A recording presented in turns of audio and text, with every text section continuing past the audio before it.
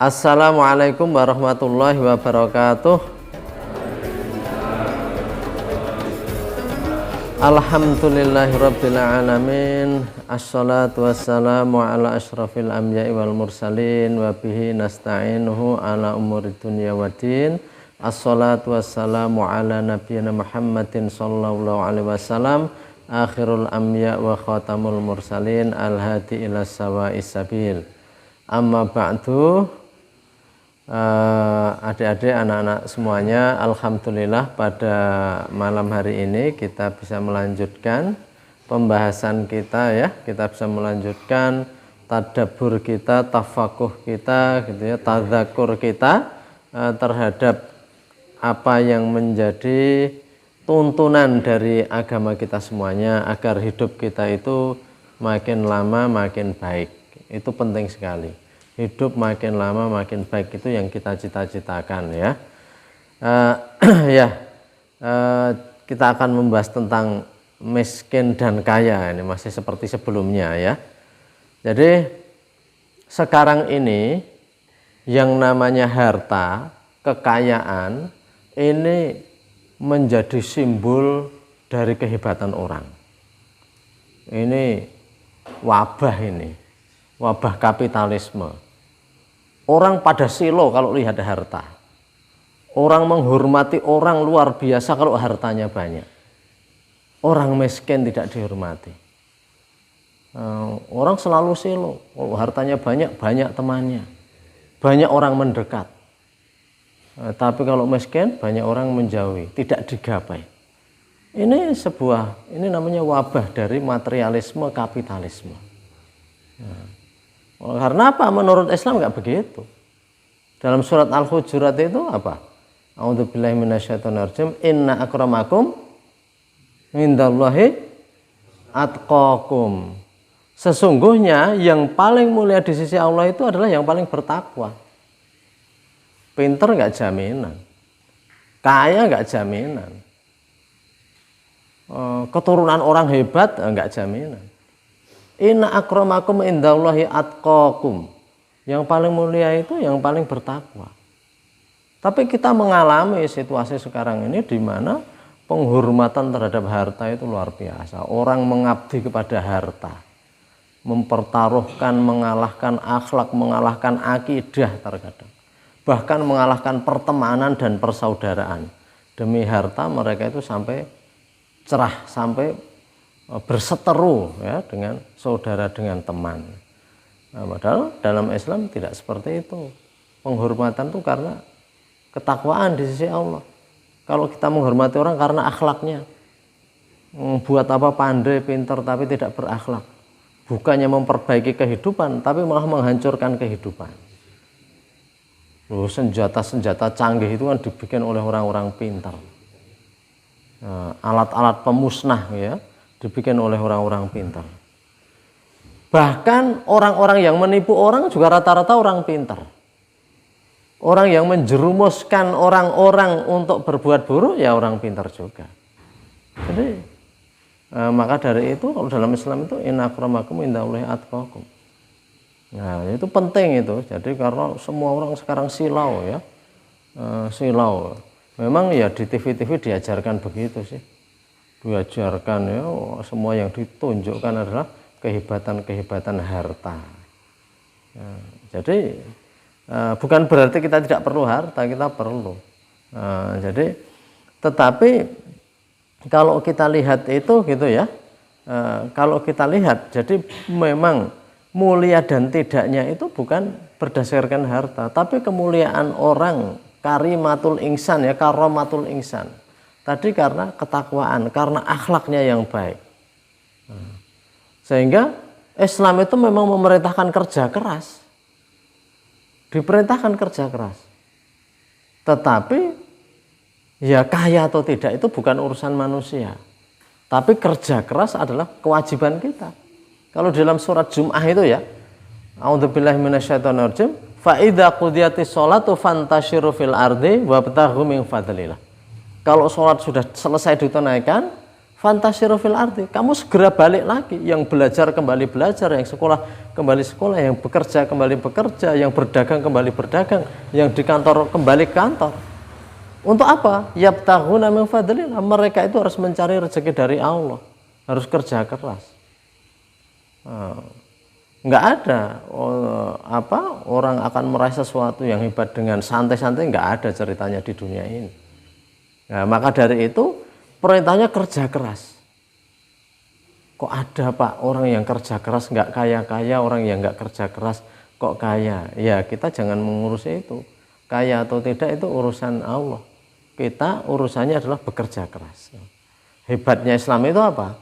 Kerja itu nggak ada kaitannya kaya atau miskin. Orang kaya pun tetap harus bekerja. Bekerja itu perintah Allah. Belajar itu bukan urusan karena bodoh. Belajar itu perintah, tolabul ilmi, utlubil ilma. Itu diperintahkan terus. Udah pintar tetap harus belajar. Nggak ada kata berhenti. Loh, pintar saja harus belajar, apalagi bodoh. Padahal malah kebanyakan orang bodoh nggak belajar ya. Bodohnya itu karena nggak belajar itu. Jadi gitu ya, Islam itu memerintahkan bekerjanya. Adapun orang itu kaya tidak bukan urusan kita.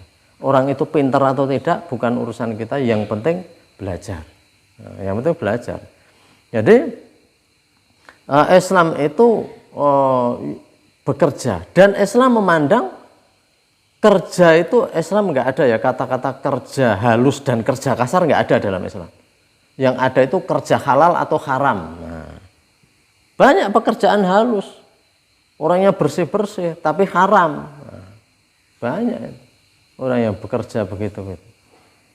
Nah, jadi Islam nggak memandang kasar atau tidak, tapi yang dipandang itu halal atau tidak. Nah, bekerja dari tangannya atau minta-minta atau menggantungkan orang. Dalam hadis sahih dikatakan, fa inna nabiyallahi Dawud alaihissalam kana ya'kulu min amaliyatihi. Jadi dikatakan oleh Rasulullah, Nabi Daud itu pun makan dari pekerjaan tangannya. Artinya apa?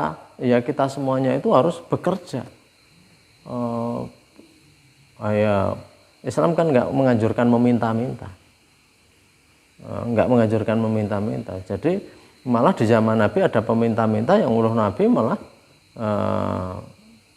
disuruh untuk kerja, untuk nyari kayu ya, kayu bakar. Walaupun tangannya mungkin kasar, tangannya itu nggak halus gitu ya, tapi itu kerja yang mulia daripada kerja halus tetapi tidak halal, atau kerja halus yang hanya minta-minta. Sehingga kalau orang itu sudah mendapati harta seperti itu, walaupun mungkin nggak kaya sekali,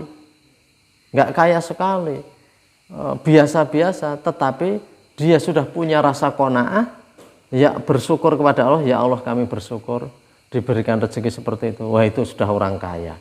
Daripada orang yang hartanya banyak tapi masih gerangsang ya, tomak, rakus, mengambil harta dengan cara yang salah. Itu kaya tapi miskin. Kalau ini walaupun miskin tapi kaya. Nah, jadi kalau kita lihat ini para nabi-nabi dulu itu bekerja itu juga, kalau dikatakan bekerja seperti umumnya orang bekerja. Dikatakan itu di dalam surat Al-Furqan ayat 20 bahwa para nabi itu dikatakan illa annahum la ya'kuluna ta'ama wa yamshuna fil aswaq. Tidak lain para rasul itu kecuali mereka itu ya'kuluna ta'am, mereka makan seperti biasanya orang makan, kayak kita juga. Para rasul itu manusia biasa, makan seperti kita. Wa yamshuna fil aswaq, dan berjalan-jalan di pasar. Apa maksudnya berjalan-jalan di pasar? Para nabi itu juga harus mencari nafkah dengan cara berdagang. Ya Rasulullah itu dulu ya, masa kecilnya menggembala, masa mudanya itu buruh dagang, nggak punya modal, dimodali oleh Sayyidatuna Khadijah itu. Jadi seperti itu. Maka dari itu orang-orang ini, orang yang bekerja keras, orang yang bekerja dengan ikhlas mencari yang halal, cukup dengan yang halal, tidak usah lihat silau dengan yang haram walaupun itu banyak. Karena akhir zaman ini orang punya prinsip ya. Yang haram saja sulit, apalagi yang halal katanya. Jadi artinya orang itu nggak hitung halal haram. Kalau kita lihat itu, wah, kejahatan manusia sekarang luar biasa. Orang merasa bangga walaupun mungkin ya itu menjual diri. Yang ramai di media massa dengan prostitusi online itu kan menjual diri. Menjual diri bisa bangga. Jadi artinya memang orang sekarang ini silau materialisme luar biasa. Ini wabah materialisme dan kapitalisme. Makanya kita itu bukan berarti wah, orang Islam nanti lalu miskin-miskin, ya tidak. Cuman Islam itu harta itu penting, tapi harta itu orang tidak boleh tergila-gila, tidak boleh kecintaannya kepada harta melebihi cintanya kepada Allah. Apa zaman sahabat nggak ada orang kaya? Wow, Abdurrahman bin Auf luar biasa kekayaannya, menggemparkan kota Madinah dengan kafilah-kafilahnya itu, kafilah dagangnya luar biasa. Dan itu disodakohkan, luar biasa. Sayyidina Utsman bin Affan, ketika paceklik datang, Sayyidina Utsman itu di gudangnya itu masih banyak logistik cadangan makanan ini. Kemudian banyak contoh-contoh yang Sayyidina Utsman, kemudian Sayyidina Abu Bakar juga orang kaya, walaupun tidak sekaya Utsman bin Affan. Tapi kembali ke tadi, bahwa intinya kita itu harus bekerja keras dan kita merasa cukup dengan apa yang diberikan Allah dengan cara yang baik. Dengan cara yang baik. Karena ini namanya miskin, tapi sebenarnya kaya. Daripada orang yang hartanya banyak, tapi mereka masih mencari dengan cara-cara yang haram. Jadi sekarang ini yang namanya qanaah, puas dengan pemberian Allah ini yang orang juga jarang. Orang jarang. Padahal para sahabat itu mencontohkan. Ya. Jadi para sahabat Nabi itu banyak orang-orang yang sebenarnya itu mereka itu memerlukan, tetapi mereka tidak pernah menunjukkan bahwa mereka itu perlu. Dikatakan wa yahsabuhumul jahilu aghniya aminat ta'afuf. Orang-orang bodoh niscaya akan mengira mereka itu orang kaya, padahal tidak kaya, minat ta'afuf, karena menjaga harga diri itu. Jadi kembali ke tadi bahwa di dalam Al-Quran itu sendiri dikatakan bahwa kita harus bekerja. Kemalasan itu dimusuhi oleh Islam, sampai Rasulullah itu sendiri berdoa kepada Allah itu minta dihindarkan dari apa? Penyakit malas. Allahumma inna na'udzubika minal ajzi wal kasal. Ya Allah, kami berlindung kepadamu ya Allah dari lemah dan malas. Kita dulu pernah berbicara tentang malas ya, membunuh kemalasan ya. Itu kita pernah berbicara itu. Jadi diperintahkan untuk bekerja dan diperintahkan agar orang Islam itu bisa menerima apa yang diberikan oleh Allah. Jadi qanaah itu bukan berarti kita itu lalu hidup menderita, hidup nggak punya apa-apa, kita diam saja, bukan. Qanaah itu setelah kita berikhtiar, kita mendapatkan apa, ya kita syukuri apa yang didapat. Karena apa? Karena di dunia ini akan selalu ada perbedaan. Maka yang benar, relasi masyarakat atau hubungan masyarakat itu seperti zaman Nabi dan sahabat. Orang nggak membedakan orang karena kaya dan miskinnya. Yang namanya Sayyidina Utsman itu kaya raya. Tetapi Bilal yang nggak punya apa-apa itu juga tetap akrab. Tidak ada kasta-kasta gitu ya. Orang sekarang kan orang melihat orang kaya bersahabat dengan orang miskin nggak mau. Orang miskin bersahabat orang kaya minder. Ya dulu tidak ada begitu itu. Zaman sahabat itu ya Sayyidina Utsman dan para sahabat-sahabat yang lain, Bilal, Ammar bin Yasir yang bekas budak yang nggak punya apa-apa, tetap biasa. Yang kaya tidak merasa hebat, wong itu titipan Allah kok. Kalau kekayaan itu diambil, seketika saja hilang kok. Oh coba yang ada gempa kemarin, wah hartanya terkubur, lalu semua tinggal di pengungsian. Apa yang dimiliki? Nggak ada. Itu seperti itu. Jadi Kalian juga lihat kalau di gambaran kekayaan dan kecongkaan luar biasa itu ada sebuah film Titanic itu dan memang peristiwa betul itu, hanya orang-orang yang kaya yang bisa naik. Tapi Allah menenggelamkan dengan harta-hartanya langsung ke laut ya, ke Samudra Atlantik. Ada apa ya, nggak jadi, cuma jadi cerita. Yang ditinggalkan apa? Yang ditinggalkan tuh ya akhlak yang baik, kelakuan kamu yang baik, itu yang perlu ditinggalkan. Kalaupun kamu pergi, kelakuan baik itu akan menjadi pelajaran bagi orang-orang sudahnya. Dulu ada loh anak yang namanya ini, wah dia itu rajinnya begini. Dulu ada loh anak yang namanya ini, dia itu jujurnya luar biasa. Dulu ada loh anak, itu akan menjadi cerita-cerita baik. Akhlaknya. Innamal umamu akhlaquma bakiyat, begitu pepatah yang terkenal ya.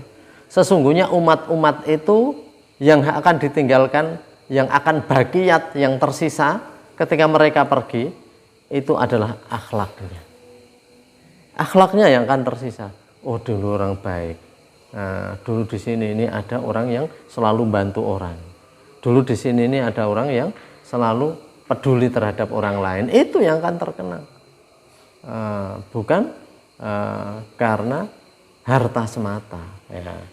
Jadi itu ya, jadi sehingga ada di dalam hidup ini orang-orang yang sepertinya miskin tetapi mereka kaya karena mereka mampu qanaah dan merasa saya cukup dengan apa yang diberikan oleh Allah. Jadi mereka miskin tapi sebenarnya mereka itu adalah orang-orang kaya. Ya demikian saja, ada khilaf mohon maaf, semoga menjadi peringatan bagi kita semuanya.